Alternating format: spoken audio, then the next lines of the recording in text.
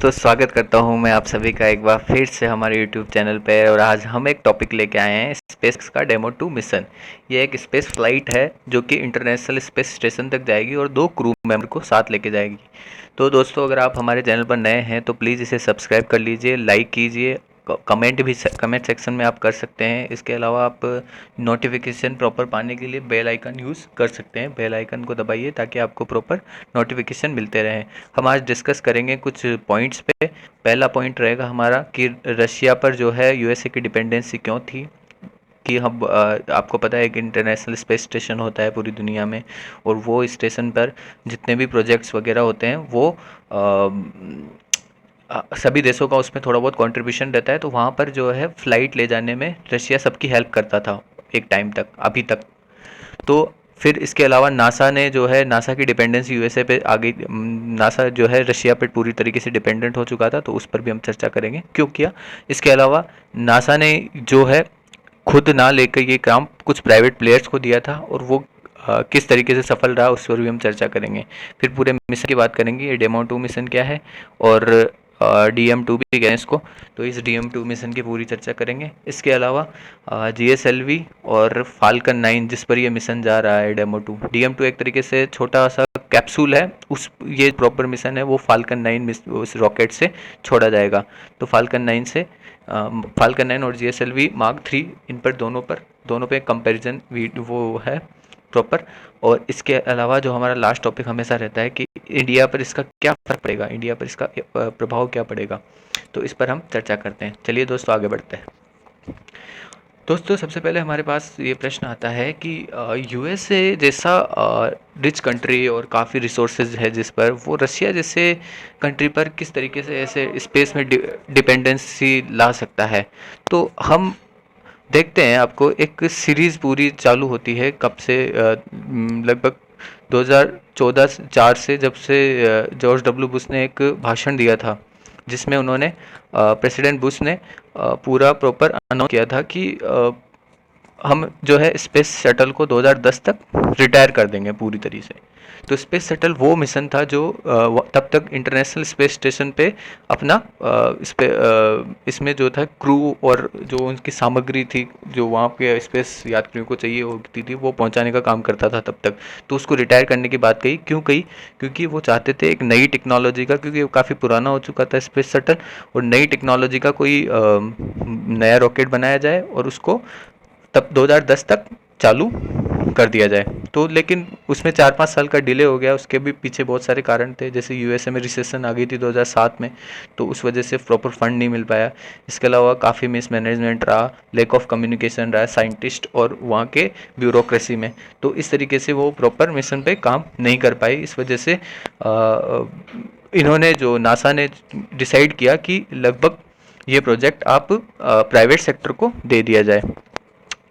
इसके अलावा उस टाइम के लिए पर्टिकुलर नासा ने ये भी डिसाइड किया कि अभी तक जब तक प्राइवेट सेक्टर सबल ना हो जाए तब तक ये जो मिशन है 2011 से लगभग रशिया संचालित कर रहा है। रशिया को इन्होंने दे दिया, जिस जो सुयोज रॉकेट द्वारा प्रॉपर इसको भेजा जाता है पूरे क्रू को। ओके दोस्तों, तो यूएसए के जितने भी क्रू है वो रशिया के फ्लाइट से जाते हैं। इसके अलावा आप देखेंगे इनको कि ये लगभग कि 2006 में जो रशिया लगभग 21.3 मिलियन चार्ज करता था, वो 2015 में जाके पर सीट बता रहा हूँ मैं, अगर 2 क्रू के लिए अलग से डबल हो जाता था वो चार्ज, पर सीट ये 82 मिलियन का चार्ज करने लग गया है, जिसमें लगभग 300% की जो थी वृद्धि देखी जा सकती थी। तो ये यूएसए के लिए इकोनॉमिकली भी वाइबल नहीं रहा था। ठीक है दोस्तों, तो नासा ने क्या किया, एक कंपटीशन, एक तरीके से नासा ने सोचा कि ये काम जो है हम नहीं कर पाएंगे अभी, क्योंकि उन्हें स्पेस में रिसर्च में काफ़ी टाइम देना था। तो इसलिए उन्होंने कुछ प्राइवेट प्लेयर्स तैयार किए जो उनको फंडिंग की। प्राइवेट प्लेयर्स जैसे स्पेस एक्स थी कंपनी, ब्लू ओरिजिन कंपनी थी अमेज़ॉन की, और बोइंग कंपनी थी जो यहाँ इनमें जायंट कहलाती थी वहाँ पे यूएसए में, तो उनको प्रिपेयर किया। तो इसके अलावा इन्होंने प्राइवेट प्लेयर्स को फंडिंग भी प्रोवाइड की लगभग 6.8 बिलियन की, ताकि ये ऐसा शटल बना पाए या ऐसा स्पेस क्राफ्ट या रॉकेट बना पाए जिससे कि ये हम इनको पर्टिकुलर स्पेस जो इंटरनेशनल स्पेस स्टेशन है वहाँ तक पहुँचा सकें। तो स्पेस एक्स ने ये काम पूरी अच्छी तरीके से अंजाम दिया, जबकि उसको उस टाइम पे रिसोर्सेज भी कम मिले थे कंपेरेटिवली, अगर हम बोइंग की बात करें तो दोस्तों स्पेस एक्स ने काफ़ी अच्छा काम किया। अब हम बात करते हैं स्पेस एक्स के इस डेमो 2 मिशन की। डेमो 2 मिशन बेसिकली एक छोटा सा एक तरीके से पॉड है जिसको फाल्कन 9 रॉकेट में लॉन्च किया जाएगा। इस पॉड में एक तरीके से कुछ 2 स्पेस क्रू को बैठाया जा सकता है, कुछ सामान रखा जा सकता है। तो इसकी कैपेसिटी इतनी है, तो इसको उस एक तरीके से क्रू ड्रैगन टाइप का स्पेस क्राफ्ट है जिसमें क्रू को ले जाया जाएगा। और इसकी लॉन्च डेट डिसाइड हुई है 27 मई 2020। तो आपके लिए यही इम्पोर्टेंट है कि ये एक रॉकेट नहीं है DM2, ये एक पोड है। ओके दोस्तों, तो इसको क्रू को ले जाने के लिए इसका यूज़ किया जाएगा। तो अब हम बात करते हैं कि जिस रॉकेट ले जाया जा रहा है फाल्कन 9, ये लगभग ऐसा रॉकेट है जो बहुत ही एडवांस टाइप का रॉकेट है, जो कि हमारे GSLV Mark 3 से भी कई मायनों में बहुत बेहतरीन है। तो इसमें इन दोनों में कंपैरिजन करते हैं। जो हमारा GSLV Mark 3 है, इसकी ये मैंने कंपैरिजन काफ़ी अच्छा डाल रखा है। आप इसकी PDF में जब अवेलेबल कराऊंगा तो उसमें आप देख सकते हैं कि जो हमारा GSLV Mark 3 है उसकी जो लोअर अर्थ ऑर्बिट में कैपेसिटी जो है वो काफ़ी कम है। लगभग 8,000 किलोग्राम तक के पेलोड को ये ले जा सकता है लोअर अर्थ ऑर्बिट में, और जहाँ पर स्पेस स्टेशन है, इंटरनेशनल स्पेस स्टेशन, वहाँ तक ले जा सकता है। पर हमारे पास ऐसे पॉड्स नहीं है ना, इस वजह से हमें ह्यूमन जो हम मानव मिशन बना रहे हैं, हमारा गगनयान, उसके लिए हम तैयार कर रहे हैं अभी पॉड। तो उसका टेस्ट भी हो चुका है इवन। तो हम इस तरीके से वो तैयार कर रहे हैं। इसके अलावा फाल्कन 9 की जो कैपेबिलिटी है वो बहुत एडवांस है, बहुत ज़्यादा है।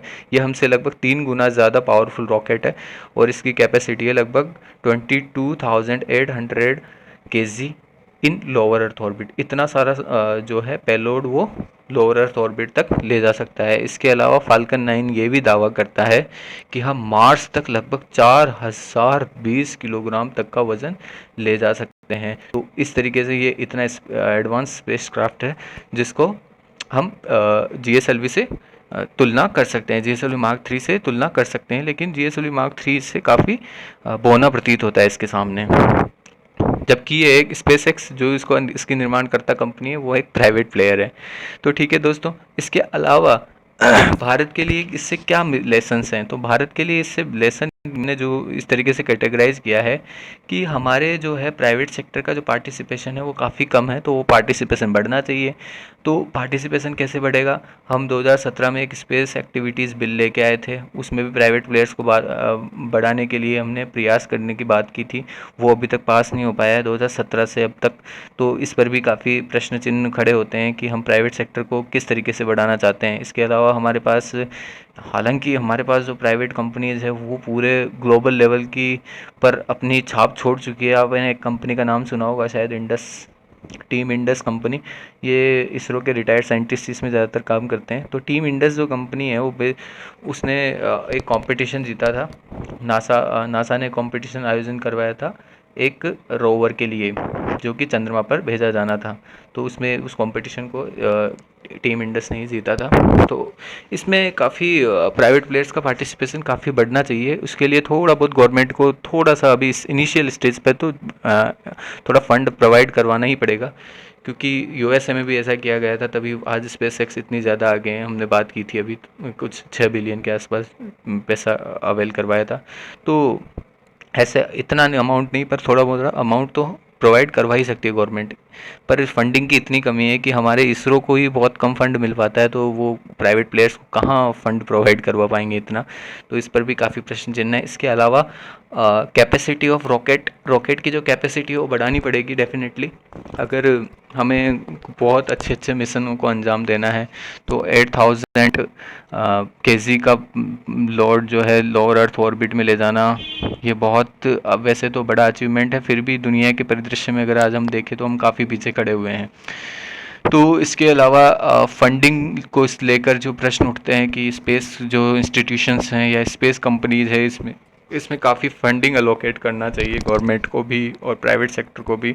तो स्पेस की जो फंडिंग है वो उस पर तो हमेशा से प्रश्न उठते आए हैं, क्योंकि इंडिया की हमने एक हमेशा से एक चीज़ देखी है, इंडिया की गरीबी पर भी प्रश्न उठते हैं कि इंडिया इतनी गरीब कंट्री होते हुए भी स्पेस में काफ़ी पैसा वेस्ट कर रहा है। तो ये वेस्ट नहीं है एक्चुअली, ये यूटिलाइजेशन ऑफ मनी है, जिसको हम बाद में स्वसिद्ध भी कर सकते हैं कि क्योंकि हमने जिस प्रकार के अचीवमेंट्स लिए हैं वो उससे पूरी दुनिया की बोलती बंद हो गई है कि इंडिया को गरीब बोलें या स्पेस की महाशक्ति के रूप में उभरता हुआ देश बोला जाए।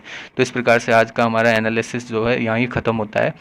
हम आगे भी ऐसे वीडियो लेके आते रहेंगे, और आप आशा करता हूँ आप सभी को ये वीडियो पसंद आया है। अगर आया है तो प्लीज़ लाइक कीजिए और आप अप्रिशिएट करते रहिए। और जय हिंद, नमस्ते दोस्तों।